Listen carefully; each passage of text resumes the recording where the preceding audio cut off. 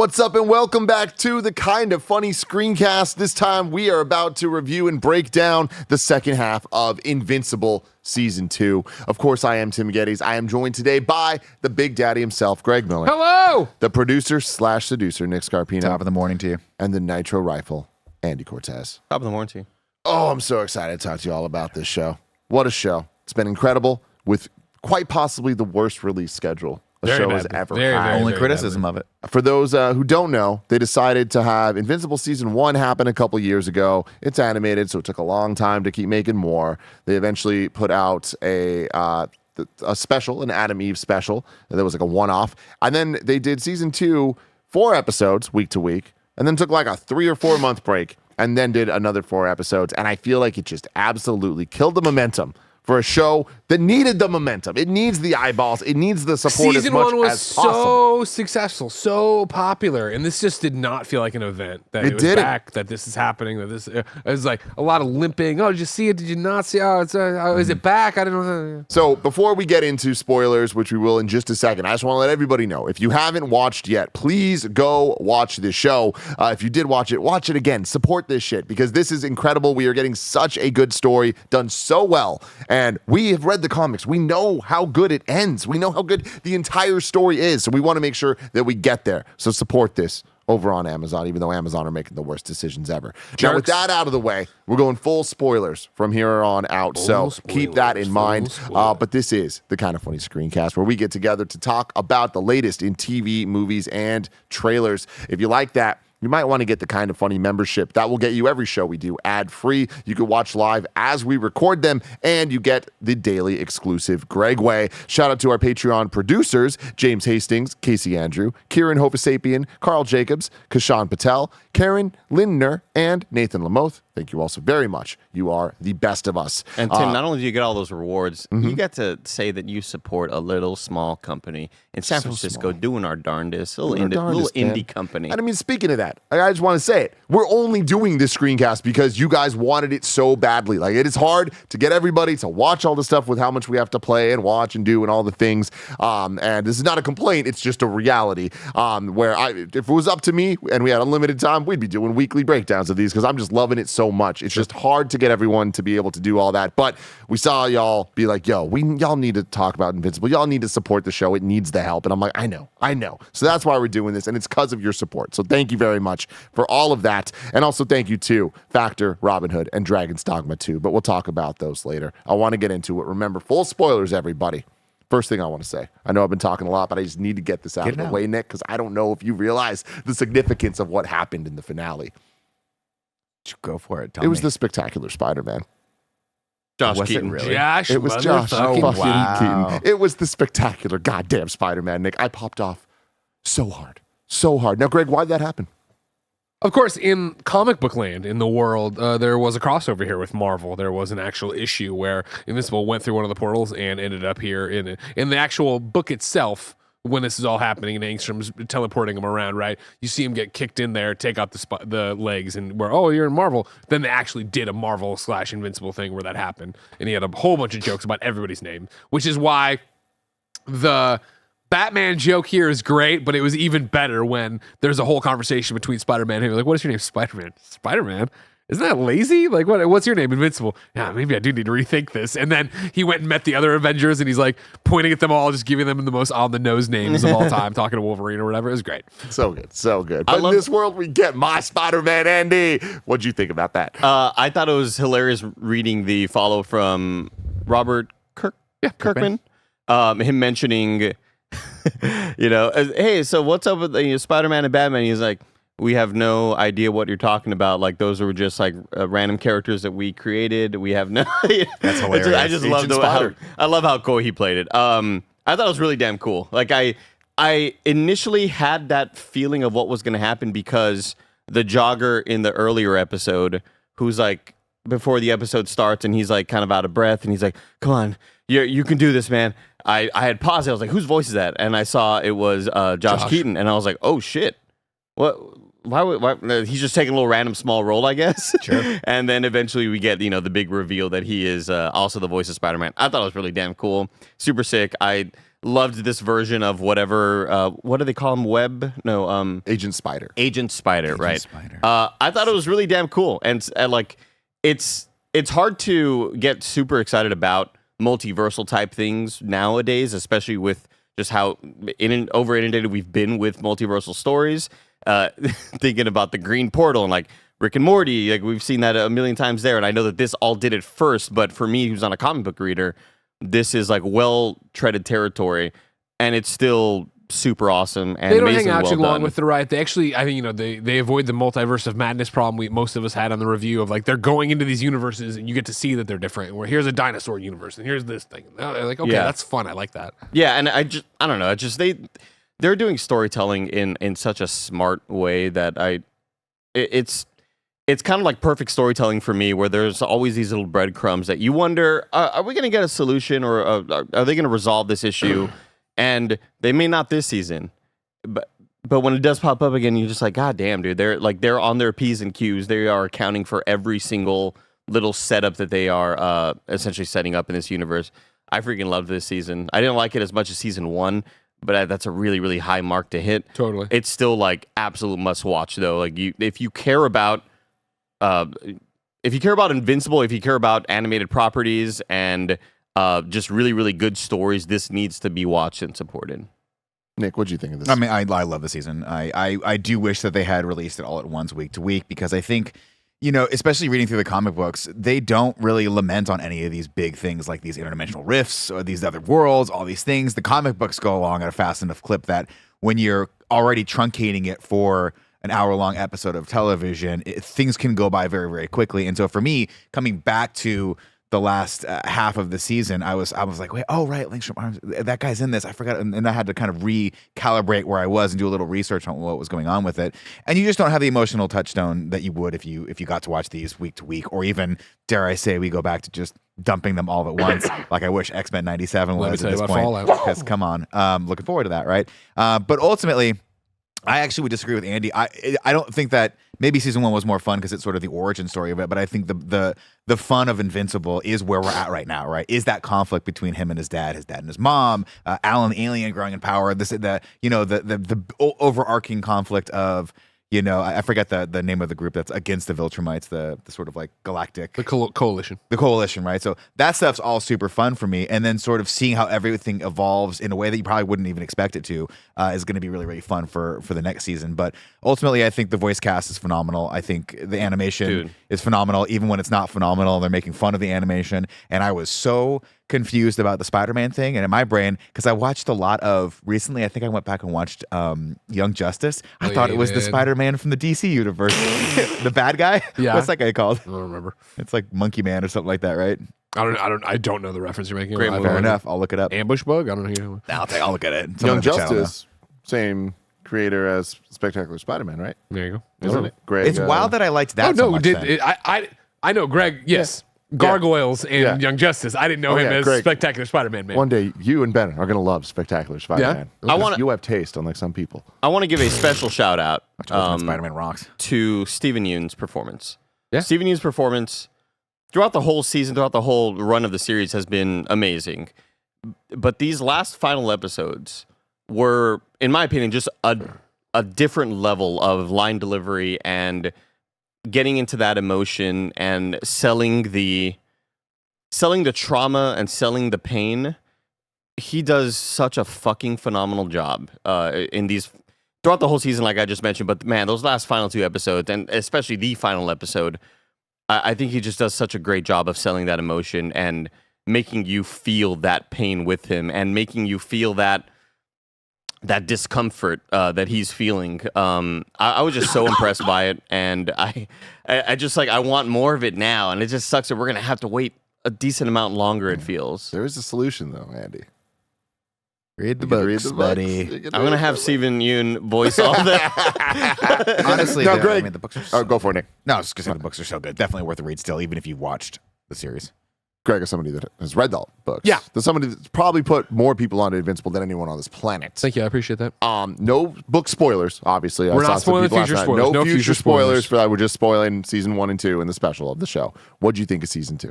Fantastic. You know what I mean? I think what I said this in season 1, and it's definitely worth saying again here.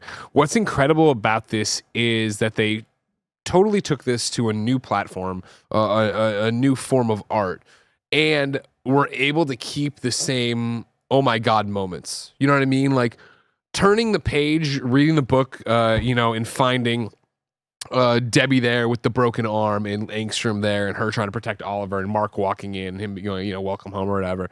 Like I remember that. I remember that moment of like, holy fuck, right? The same thing of Mark, like I thought you'd be stronger when he's covered in blood. God damn. Holy fuck. Even for me, a moment that always resonated with me because it was a cliffhanger thing was Nolan in prison. I think I missed my wife. You know what I mean? Yeah. And I still hated Omni-Man / Nolan at that point, right? Like the fact that they are able to deliver those moments in the comic and then years later adapt it to a cartoon and have it still fucking resonate the same way and see you, not you, but the audience that I see that are only watching the show react to it the same way is so impressive. So incredibly impressive. And then I would echo everything we've said so far of like, these performances are insane. Sandra Oh killing it out there. Obviously, Steven killing. I mean, across the board, everyone just being amazing, right? And, I think at times for me, there's the things where, no future spoilers or whatever, but there's some time where I'm like, all right, like, I'm excited for this thread to end because I'm more excited to get to the next chapter that I know we're going in Mark's life or where we're going here and blah, blah, blah. And having been such an Angstrom fan of the books, to see that here, even like, these 2 episodes were the first 2. I was like, the first 2 of the second half. I was like, yeah, all right, cool. Let's get to it though. Let's get to it. I want to get there. I want to see it. I want to go. You know what I mean? And so to finally get there and go, I was like, all right, great. Like they did a great job adapting one of my favorite villains in the series, right? Bring it over here. What do you all, as the comic book readers, feel were the most missed opportunities? I personally, I don't remember every single detail of the comics. that's the tough I don't part. think that there were any. Like, Yeah, and that's the that thing. doesn't jump to my mind. I'm definitely the same where like, season 1 I reread to catch up. I didn't have time to do that this time around, so I was able to catch more stuff. It's not so much, I don't see the missed opportunities. What I usually see are that's a smart change. Oh, I'm glad you did that. Oh, the way we're ending Mark and Amber's relationship here, and not that I didn't like it the first time around, but this one feels more adult, more natural, more modern. You know what I mean? Where I appreciate that part of it or whatever. I can't say as I had that, I'm trying to run through in my head now anything that didn't work, but no, like I thought it was good. I don't have that. As a fan of the source material, I'm not saying like, I can't believe they didn't do this. What a win. God damn. I'm more caught up in the fact that again, like those moments hit the same way. The Batman joke hits the same way. The talking to the animator about the seance dog. So good. Because that's the thing from the comic, literally about the comic creator, where he's like, yeah, sometimes people, get mad because I use the same panels over and over again, and they have a page that's just like, tick, tick, All 9 panels are him without. isn't that moving. kind of So good. lazy? Tick, tick, tick, tick. No. You know what I mean? It's like Fantastic. brilliant, like a joke to then have it translate and work so well. So here. good, man. Yeah, I'm obsessed with the show. It's so good. I think one of the most special things, again, just to echo what everyone said, but it's just how good this is in a world that we've seen so much superhero stuff, good, bad, everything in between, universes, multiverses, everything, every combination of those things, right? Like we've seen so much, and for something to be able to do it all so well in a way that is introducing us to so many new characters or people to new characters that are so based on tropes of other characters, but at no point are we like, well, that's a lesser Flash or that's a lesser Superman or that's a whatever. It's like, no, I believe in the Immortal. I believe in Multicates and like all of this. Like Duplicate. it's a duplicate. Just saving you the comments. Thank you. So freaking cool. And something that I've been thrilled about is I finally got to convince 2 of my friends, Curran and James, to watch now that enough of the show has been out. So leading into these final 4, they watched season 1, season 2, and they were just all in. And having them text me the updates and the freakouts of every cliffhanger, I was like, this is so cool that 2 people that on the same text thread, we're talking shit about some Marvel decisions and DC decisions and all the movies that we're all watching and just like, oh man, like this show's not as good as it could have been. And oh, Loki was great, that we had a win, whatever. To get something that is just a 10 out of 10, like it's just, this is what this should be, is so refreshing and just such a good reminder that we're not done with this stuff. And like, this is all shit that is just based on something from 2003. Yeah. You know, Yeah, like that's my thing too, is like, it doesn't feel dated. which is crazy to think. Well, it's because they've updated so much of it. Yeah, I think, Fair, you know what I mean? Yeah. fair. It would be interesting to go back and read the comics, but even then, like all of these through lines and these threads are like, we've seen them, to Tim's point, like multiple times, but these still feel relevant and new, and still a commentary and a satire on all that stuff, which speaks to just the actual source material being that good. And it is that good. And it's like, I love that we jump into multiverse this soon into this universe. And they're just like, yeah, let's just deal with it in the biggest way possible. Let's not dabble with it and make this big thing that they have to figure out. It's like, no, it exists. It's here. We're throwing them in. There's multiple versions. There's evil Invincibles. Like, there's just so much stuff, and they're like, we're going to trust the audience. They're going to understand it. And then we do. It's such a amazing thing there. But just before I stop here, I just want to give 2 quick shout outs to... Can you read Cameron Kennedy's message also before it gets passed in the chat? He said, y'all see the gun Invincible hits the big-headed guy with when he leaves the portal is an actual Fortnite gun, implying his skin is canon. Yeah, that was freaking cool as the hell. actual Fortnite skin in the game, like like he exists there as well, which is really, really so sick. smart. But we were talking about performances and specifically Stephen Ewan. Oh my lord, the last episode, not just the performance but the writing, and Robert Kirkman wrote the last episode of the season. Like, it is such a good example of what makes this show work, and it's that, yes, it's playing with the tropes and storylines and ideas that we've heard a million times, but it's about the characters more than anything. And we've dealt with Spider-Man No More, we've dealt with like the hero struggling of like, fuck, I think I need to kill this guy or whatever. I don't think we've ever seen it done this well and performed this well. And like, I believe that this kid is going through such turmoil inside, and hot off of him and Amber's breakup that was emotionally devastating. Like, the way that they set that up and had it happen felt so real, so modern, and like impactful in a way that I was like, I care about these characters as if they're real people, and like they felt like real people. It felt so natural because it was slowly drip fed, and it wasn't just a sudden break off. There were tons of, are they gonna split? Are they not? Are they gonna stay together? They're trying to mend this relationship.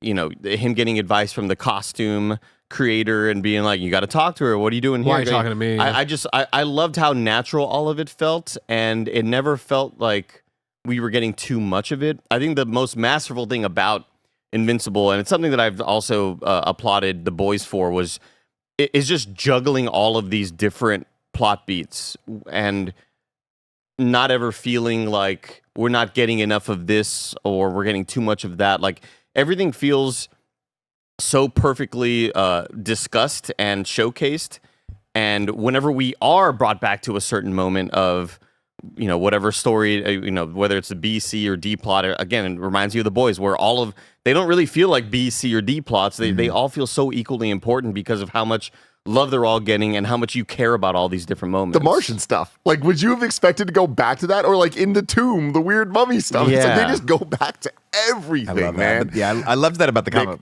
Oh, I want to hear exactly what you have to say no. after a quick word from our sponsors. Heck yeah. This episode is brought to you by Factor. Eat stress-free this spring with Factor's delicious, ready-to-eat meals. A ton of us here at Kinda Funny have been so thankful for Factor since we've been in the new studio, and you can too. Every fresh, never frozen meal is chef-crafted, dietitian-approved, and ready to eat in just 2 minutes. Choose from a weekly menu of 35 options, including popular options like Calorie Smart, Keto, Protein Plus, or Vegan and Veggie. Also, discover more than 60 add-ons every week, like breakfast, on-the-go lunch, snacks, and beverages to help you stay fueled and feel good all day long. What are you waiting for? Get started today and fuel up your springtime goals. Get chef-prepared meals on the table in 2 minutes with Factor's ready-to-eat meals so you can get back to doing what you love this spring. Head to factormeals.com/kindafunny50 and use code kindafunny50 to get 50% off your first box plus 20% off your next box. That's code kindafunny50 at factormeals.com/kindafunny50 to get 50% off your first box plus 20% off your next box while your subscription is active. This episode is brought to you by Dragon's Dogma 2. Dragon's Dogma 2 is the highly anticipated action RPG successor to the cult classic Dragon's Dogma, released in 2012. Dragon's Dogma 2 boasts a richly detailed and deeply explorable fantasy world created using immersive physics, character AI, and the latest in graphics from Capcom's RE engine. This single-player action RPG challenges players to use their creativity and curiosity to shape their own experience. The world of Dragon's Dogma 2 revolves around choice. Both your party of pawns and enemies alike will react dynamically to your actions on the battlefield, whether you cling to the backs of monsters or seek to dispatch them from afar. Whether you like melee combat, shooting bows and spells, scaling enormous monsters, or using your environment to your advantage, Dragon's Dogma 2 has something for you. And the character creator is easy to use with a ton of customizability to get as creative as you want. So go to dragonsdogma.com to buy the game and start your epic quest today.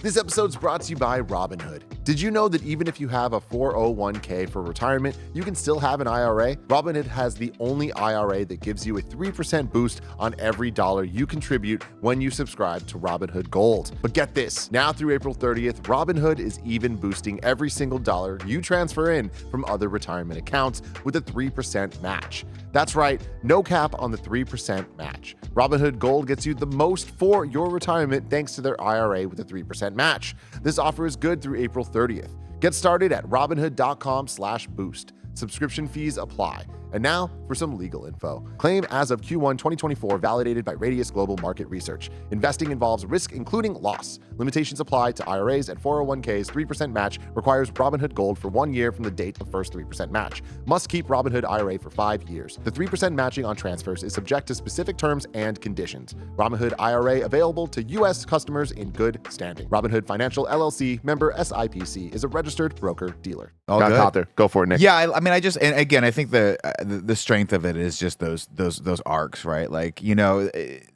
the relationship breakup, him kind of confronting the fact that he's like, why am I even going to college in the first place? Yeah. These are all questions that you ask as a reader when you're reading Spider-Man. You're like, what are you doing? But Spider-Man never had an income. Whereas, you know, Invincible's like, what if I just got Cecil to pay me? He's like, why doesn't he Why does he just pay me? This is my job. Like, this should be my job. I should get compensated for this, which is such a no-brainer question. But the fact that they get to ask that in this series is interesting. Well, the right? even cooler follow-up of, well, then he would own you even more. Cecil, you'd be working You'd for be Cecil. more, beholden. And he's like, to him, oh, right? shit, you're right. Like, I just love that they kind of answer those questions by themselves. But I like that. I mean, he even has that moment where he's like, what am I going to be, like a dentist or something like that? What am I going to do? I'm not going to do that. This is what I do for a living, which is interesting. Well, it's cool.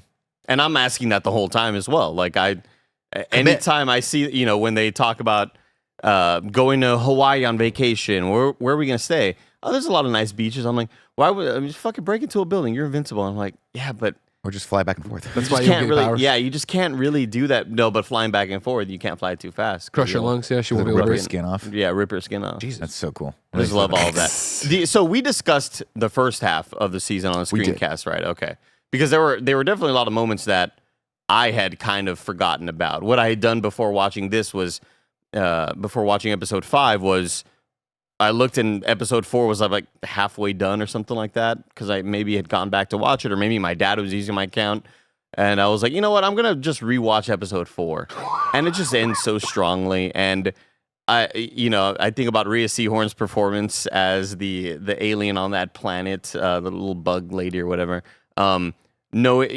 Just hearing all of the discussions between the Viltrumites being like, dude, who cares? Their lives are insignificant. And Nolan, somebody that you hate because you saw the way he treated the mother, and you see him being like, you know, I used her, whatever the fuck he was telling me. Called her a pet. Yeah, she was my pet essentially. And you're like, wow, how the fuck could you say any of this? But then you see the inner turmoil of, I love that moment of even episode 4 of him being like, why do I care about Yeah, why do these? I care about these Why do I people? fucking care, you know? Yeah. It's so cool to see. And J.K. Simmons' performance is doing an incredible job, doing it all. Even Immortal, right? Like has this very similar Yeah. arc here, right? Of like actually missing Duplicate, and that he's like, it's because you loved her. I've loved lots of people. Why is this one different? And that, I mean, talk about some shocking moments there. Like that fight scene was, Oh my God. as somebody, again, who has no idea what the fuck happens, like being like, oh my God, they're killing off 2 different characters that we, like, holy shit, I can't believe they're doing this right now. And feeling that tension in that scene, it reminds me of why I really loved watching Game of Thrones and The Boys, because you don't know when someone's going to bite the bullet. And fortunately for Duplicate, she kind of saved herself and had other ways of not permanently dying. But I just love that they are able to build that tension in a way that makes you legitimately worry for these characters, and the way I kind of feel in and out of multiversal stories where it's like, yeah, but like, does it really matter when there's all these other, how can you make this universe feel like it matters when I know that there's a million other variants out there?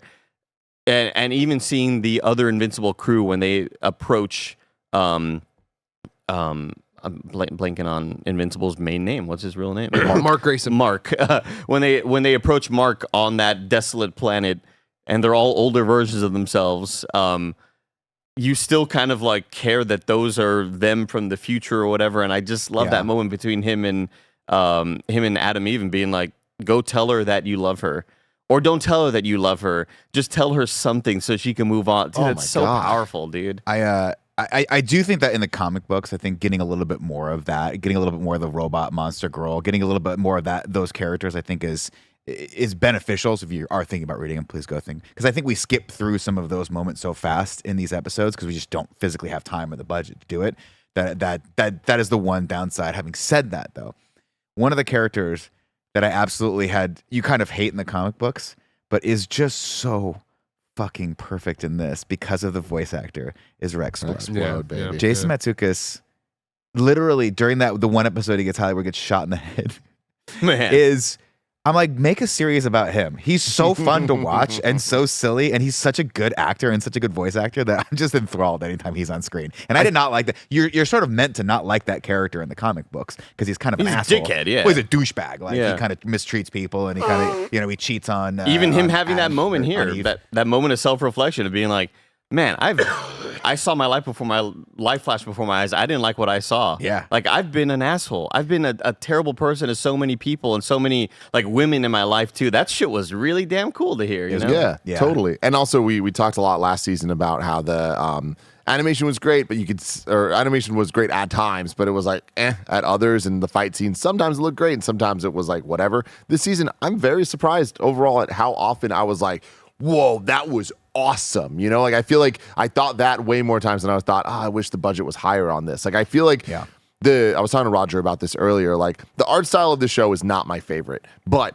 I don't care about that because it's so authentic to the actual comic that I'm like, hey, yeah, go for it. Like I'd actually rather it look like this than something more stylish because that's what this is. And I'm like, they're doing such a good job at nailing what the comic is that like, yeah, let's make that as special as possible in TV format. As somebody who doesn't have a touch to the comics, I'm definitely on the opposite side where like it's less of the budget and more of the art style for me, where I look at X-Men 97, I'm like, oh man, I kind of wish Invincible had more of these sort of vibes. But yeah, I think they still do a great job with the action scenes that matter the most, and seeing the budget put into the big high flying fights and explosions and all that stuff. That's where you sort of see the budget shine a bit more. I also wanted to call out Joe Mom, probably short for Joe Mama, in the YouTube chat, Patreon chat, calling out the whole the writer aspect. Read what I wrote,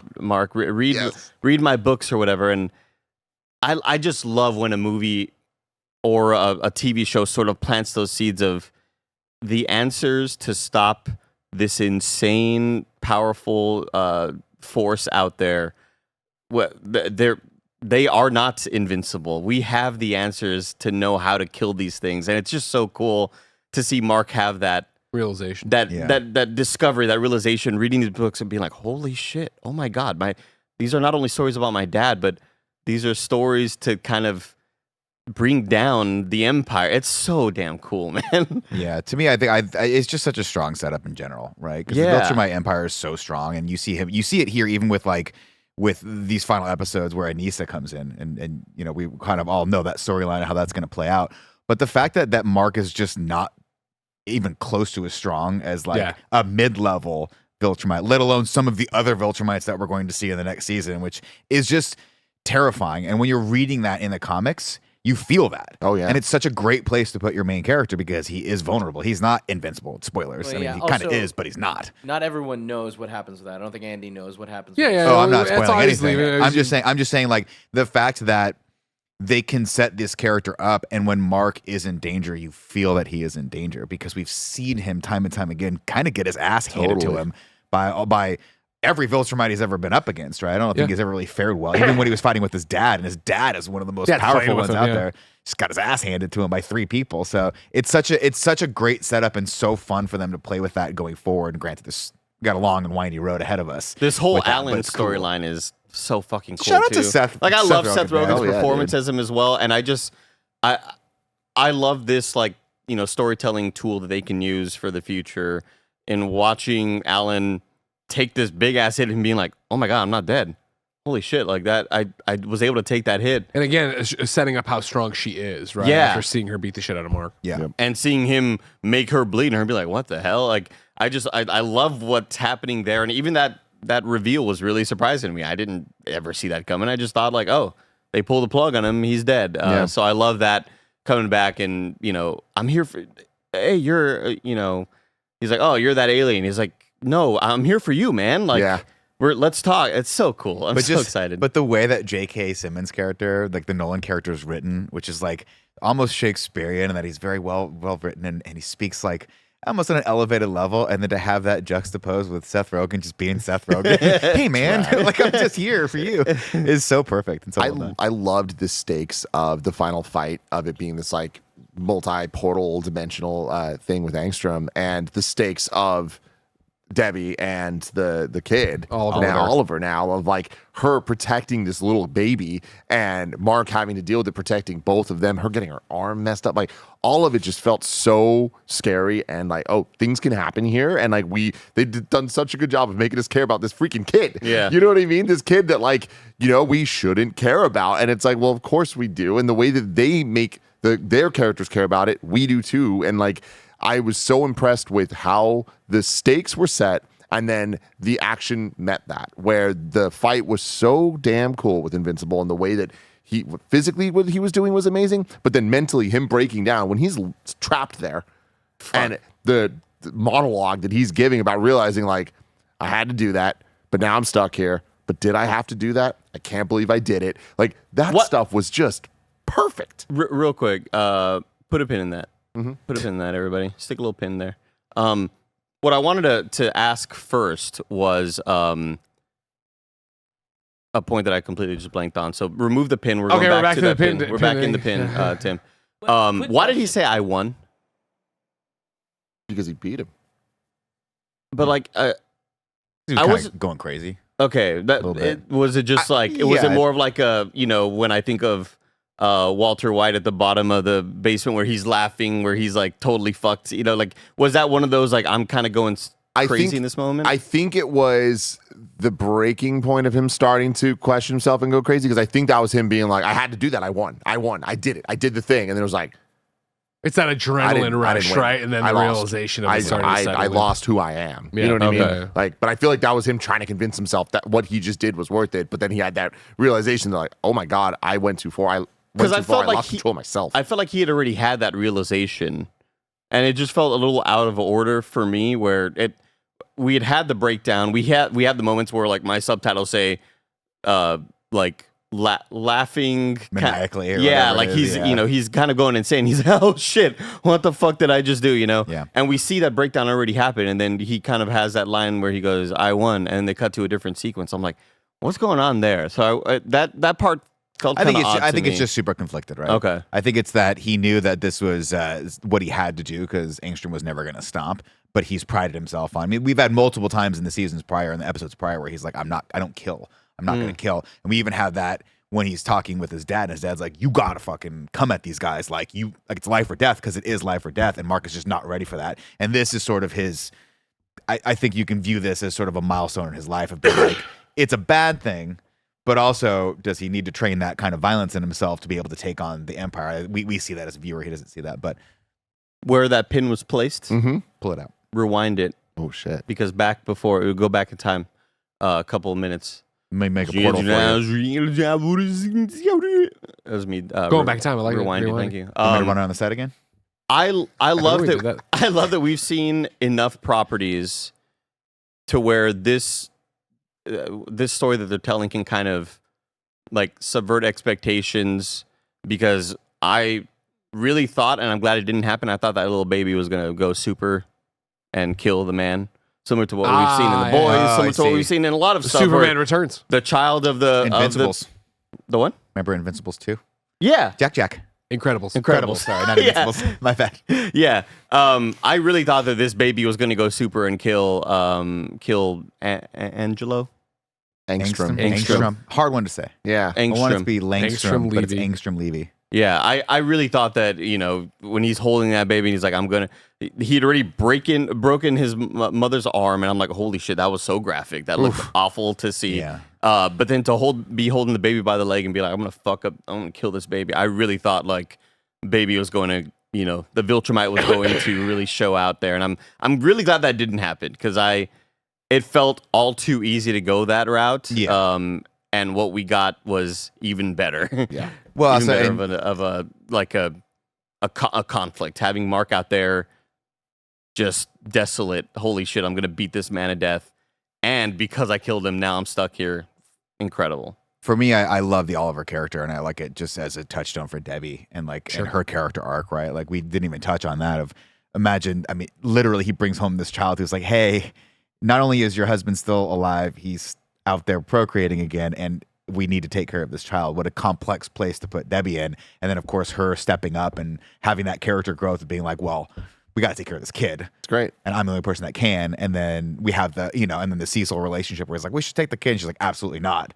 And especially giving her some light, even though it's coming from a dark place, I feel is so necessary. Because like even I forget if it was season 1. No, it must have been season 2, part 1, where she's like dating with that guy or whatever, or like almost dating the guy, and like they went to the Oh, right. the And then he finds out that therapy thing, support group, group and all that stuff. It's like she needed this win, quote unquote. And I just feel like they did a great job building to that and like making it believable of like how she feels towards this kid. that guy was a dick. Yeah, fuck that guy. Yeah, for sure. I mean, you figure she's looking for purpose. You know what I mean? I think she was a partner for Nolan for so long, and then getting ready for empty nest syndrome with Mark leaving for college. Nolan goes bad, says all these horrible things about her, almost destroys the earth. Mark leaves to be a superhero, right? And suddenly, is real estate enough when that was a means to support your family? I think she sees in Oliver, obviously, a small Mark because he looks so much like Mark, right? And I think it's easy to fall in love with that. I think the show did an excellent job of something. And this is also, obviously, decades later for me reading it and now being a father. But Thrax's little monologue or messaging there with Mark about, like, well, how could I let him stay here? You know, generations will come and go before he's an adult. Like, what kind of mother would I be to give him that? You know what I mean? And I thought that was, like, a really well done, hey, here's a mother's love, right, of passing this on, almost kind of in a way being, like, an analog to Superman, right, of, like, Jor-El and Lara putting him into the ship to save him from Krypton. I'm going to save him from this place where he will always be an outsider. Yeah. He's one of us, but he's not. And he'll never even remember me. I'll die before his first words. Like, I thought that was powerful. And then we get there, and then have Debbie do the, oh my God, this is fucked up. But then, as she did in the comic, obviously fall in love with Oliver and treat him as a son and move on that way. I don't remember from the comics. It's possible it was there, but I really appreciated the really quick call out that she used to chew his food. Oh, right. Yeah, he's like, the he doesn't bug. have the enz. They don't have our kind of enzymes, so he Yeah. can't break down food. We're hoping his Viltrumite genes will kick in Kick in soon. I was like, soon, that's yeah. good. That's good. I do want to point out one, it's not a minor thing. It's very, very minor criticism. I'm 90% joking on this, but Clancy Brown is so good as a voice actor. So good. We got to stop. We can't just use him willy-nilly for all the other characters. We can't be doing that, right? Because he's so distinctive of a voice. He's I think he voices the twins, then he also voices the bad guy, like that puts him in jail. The Viltrumite bad guy with the Cyclops eye. And God bless him. I'm like, you guys, he's a treasure. Okay, you can't be just spreading him out all over the place. I do want to also point out, Greg, that you're rewatching the last episode here. I just jumped to make sure I was on the money about the laughing and I won Yes. thing or whatever. And I'm looking at Nolan being carried away here. He's got the nice gray on his side. He's got a nice mustache here. Just saying, we get you on TRT. Yeah. We get you some explosive exercise. You just want everybody to be on. You can be Omni-Man by There was a October. moment without any of that this morning, though, when I came out of the shower. I was getting ready to get in the shower, and I was like, do I shave it into a mustache You just should. for Oh today? my- Dude, but you look so I don't good have with a I don't have a mustache. Viltrumite shirt or an Omni-Man shirt. You got an I feel Omni-Man like shirt somewhere there. I feel like if I didn't have that, it'd be like, why? If I wear that. You know what I mean? Spoilers maybe for the next time we do one. Robert Kirkman, if you're watching, please send us all of the Viltrumite shirts and the Please, Iron Man Robert. shirts and the Invincible shirts. Langley M. Neely says, nigga's obsessed with tea. He really is. I'm just saying you could look like that guy. You got his build. Well, again, why do I got to work out though? Can't I just do the shirts? You get a like Yeah, body you- suit. I you don't do need what that they do just on for the our boys. stupid shit. You know what I mean? Do what they do on the Little more boys. fun. We'll put some padded muscles on your shirts. One thing I love that's not in the comics that the show has and introduced and continues to just surprise me with is the title card, the Invincible, not saying it. Like they have so much fun with it. And I forget about it as we go into watch a new episode. And then as they start building, every time I'm like, oh, they're going to do the thing. Now- it's just great. Now, I don't know what they're doing, though. Uh-huh. So, like, in part one, very, very obvious what they're saying. This story is going to get more and more bloody. This story is going to get more and more deadly. And I don't understand any of what was happening to any of these. Like, the color changing, I don't know. So I Oh, don't it's wanna good, know. everybody. And if you read the comics, but when you see the title card of the last episode, you're like, oh, they're doing this, baby. Oh, they're doing this. What are they doing, everybody? We're not going to tell you. You're going to have to wait and watch the show later. But let us know what's going on in the comments below, what you thought of Invincible Season 2, how hyped you are for Season 3, all the things in between. But until next time, thank you for your support. Go ahead. My Nick, try to apologies. say something. Point of clarification: it's Kevin Michael Richardson, not Clancy Brown, who It's voices not the the twins. So I Clancy think Brown is Mr. Krabs. Krieg. So I apologize. Those are two different voice actors. I will abstain. from talking Stand for the rest of down, the time. Nick. My Stand down, apologies. My everybody. apologies. Get on the tee. Bye. Don't get on the tee.